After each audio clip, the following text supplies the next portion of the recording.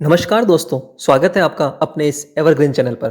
जैसा कि आपको पता है कि ड्रॉ ऑफ लॉट्स की डेट काफ़ी लोकेशन पर आ चुकी है।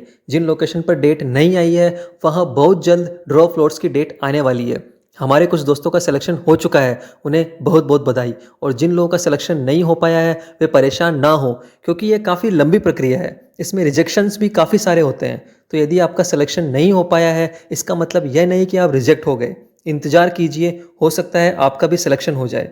चैनल पर नए हैं तो सब्सक्राइब करना बिल्कुल भी ना भूलें। दोस्तों, आज का विषय काफ़ी महत्वपूर्ण है, क्योंकि जिन लोगों का सिलेक्शन हो चुका है या होने वाला है, यह वीडियो देखने से उनके रिजेक्ट होने की संभावना काफ़ी कम हो सकती है। दोस्तों, बात करेंगे सिलेक्शन होने के बाद की प्रक्रिया के बारे में। यहाँ एक फ्लो चार्ट से हम समझेंगे। सिलेक्शन होने के बाद सबसे पहले आईएसडी जमा करानी होती है, उसके बाद एलईसी की जाती है, फिर एफवीसी का नंबर आता है, उसके बाद एलओआई इशू किया जाता है और फिर एलओए इशू किया जाता है। इस प्रकार से हम हमारा पेट्रोल पंप उसके बाद शुरू कर सकते हैं। दोस्तों, फ्लो चार्ट देखने के बाद हम ये समझेंगे कि आखिरकार यह प्रक्रिया होती किस तरह है। तो सबसे पहले किसी भी एक लोकेशन पर ग्रुप 1, 2 या 3 में अप्लाई करने वाले सभी कैंडिडेट की लिस्ट निकाली जाती है। उसके बाद ड्रॉ ऑफ लॉट्स या बिड प्रोसेस की डेट, वेन्यू और टाइम के बारे में इंफॉर्मेशन दी जाती है और उसके बाद फिर ड्रॉ ऑफ लॉट्स या बिडिंग की प्रक्रिया में सेलेक्ट हुए सक्सेसफुल कैंडिडेट की इंफॉर्मेशन दी जाती है। दोस्तों, उसके बाद सेलेक्ट हुए कैंडिडेट को 10 दिन के अंदर अंदर डॉक्यूमेंट अपलोड करने के साथ साथ इनिशियल सिक्योरिटी डिपॉजिट यानी कि आईएसडी जमा करने के लिए भी कहा जाता है। डॉक्यूमेंट और आईएसडी जमा नहीं करने पर उस कैंडिडेट को 10 दिन की और मोहलत दी जाती है, जिसके अंतर्गत वो सारे डॉक्यूमेंट और आईएसडी सबमिट कर सके। लेकिन इन 10 दिनों के बाद भी एप्लीकेंट जरूरी कागजात और आईएसडी जमा नहीं करता है तो उसे रिजेक्ट कर दिया जाता है। दोस्तों, डॉक्यूमेंट और आईएसडी जमा करने के बाद यदि डॉक्यूमेंट में किसी भी तरह की डेफिशिएंसी या कमी पाई जाती है तो उस कैंडिडेट को अपने डॉक्यूमेंट में करेक्शन या सुधार के लिए 21 दिनों की मोहलत दी जाती है। लेकिन यदि 21 दिनों के अंदर भी उन डॉक्यूमेंट्स को रेक्टिफाई नहीं किया जाता है और यदि कैंडिडेट SC ST कैटेगरी से है तो उसे ग्रुप 3 में डाल दिया जाता है। वहीं डॉक्यूमेंट्स रेक्टिफाई नहीं करने पर यदि कैंडिडेट अदर कैटेगरी में है यानी कि जनरल या ओबीसी कैंडिडेट है तो उसको रिजेक्ट कर दिया जाता है। दोस्तों, यह प्रक्रिया आपके लिए जानना बहुत ज़रूरी है ताकि किसी भी तरह की जानकारी के अभाव में आप रिजेक्ट ना हो। आगे चलते हैं दोस्तों। यदि आपने आईएसडी और डॉक्यूमेंट सबमिट कर दिए हैं और डॉक्यूमेंट में किसी भी तरह की कोई कमी नहीं है तो आपके पास लैंड इवैल्यूएशन कमेटी यानी कि एलईसी की तरफ से एक मेल या लेटर आएगा, जिसके तहत 10 दिन बाद आपकी ज़मीन का निरीक्षण किया जाएगा।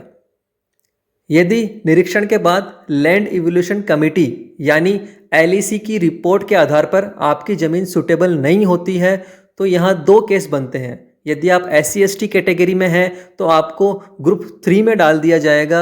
वहीं यदि आप किसी और कैटेगरी में हैं, जनरल या ओबीसी, तो आपको रिजेक्ट कर दिया जाएगा। दोस्तों, हमारे लिए ये जानने का विषय है कि लैंड इवैल्यूएशन कमेटी आखिरकार क्या काम करती है और किस तरह से हमारी लैंड को इवैल्यूएट करती है। दोस्तों, लैंड इवैल्यूएशन के अंतर्गत कुछ पैरामीटर यहाँ चेक किए जाते हैं। सबसे पहले यह देखा जाता है कि लैंड एडवर्टाइज्ड एरिया में है या नहीं, यानी कि जिस लोकेशन पर आपने अप्लाई किया है उस लोकेशन में लैंड होनी चाहिए। दूसरा यह कि लैंड का डायमेंशन एज पर रिक्वायरमेंट है कि नहीं, यानी कि 35 बाई 35 या जो भी डायमेंशन वहाँ पर स्पेसिफाई है वह डायमेंशन उसका है या नहीं है। तीसरा है आपकी ज़मीन national highway authority of India के सारे नॉर्म्स फॉलो करती है या नहीं। और आखिर में आपकी ज़मीन पर कोई हाई टेंशन लाइन यानी कि 11 किलोवाट से ऊपर की क्रॉसिंग तो नहीं है। तो यह सब क्लियर होने के बाद ही लैंड इवैल्यूएशन कमेटी आपको क्लियरेंस देती है। दोस्तों, लैंड इवैल्यूएशन कमेटी की तरफ से क्लियरेंस आने के बाद FVC यानी कि field verification of credential committee की तरफ से एक मेल आता है, जिसके तहत 10 दिन बाद आपको FVC भी कराना होगा। दोस्तों इस एफवीसी में आखिरकार होता क्या है इसके बारे में हम आगे चर्चा करेंगे, लेकिन अगर एफवीसी स्टेज पर आपको रिजेक्ट कर दिया जाता है तो यदि आप किसी भी कैटेगरी से हैं, यानी कि एससी एसटी जनरल ओबीसी किसी भी कैटेगरी से आप बिलोंग करते हो, आपको रिजेक्ट कर दिया जाएगा। और यदि एफवीसी आपका सही है या फील्ड वेरिफिकेशन क्रेडेंशियल कमिटी आपको क्लियरेंस दे देती है तो एक लेटर ऑफ इंटेंट यानी कि LOI जारी किया जाएगा, जिसे आप 10 दिन के अंदर अंदर ऑयल मार्केटिंग कंपनी के ऑफिस से ले सकते हैं। दोस्तों यह फील्ड वेरिफिकेशन ऑफ क्रेडेंशियल आखिरकार होता क्या है? तो सेलेक्टेड कैंडिडेट के द्वारा एप्लीकेशन फॉर्म में जो डिटेल प्रोवाइड की जाती है उन्हें वेरीफाई करना ही फील्ड वेरिफिकेशन ऑफ क्रेडेंशियल कहा जाता है। दोस्तों एफवीसी का यह ऑब्जेक्टिव होता है कि जो डॉक्यूमेंट्स और डिटेल एप्लीकेंट ने दी है वह सही है या नहीं, इसे वेरीफाई करने का काम एफवीसी का होता है। दोस्तों सिलेक्शन होने के बाद एप्लीकेंट ने जो भी डॉक्यूमेंट सबमिट किए होते हैं उनके ओरिजिनल प्रोड्यूस करने का काम एफवीसी के दौरान किया जाता है। तो अब बात करते हैं कमीशनिंग ऑफ डीलरशिप के बारे में।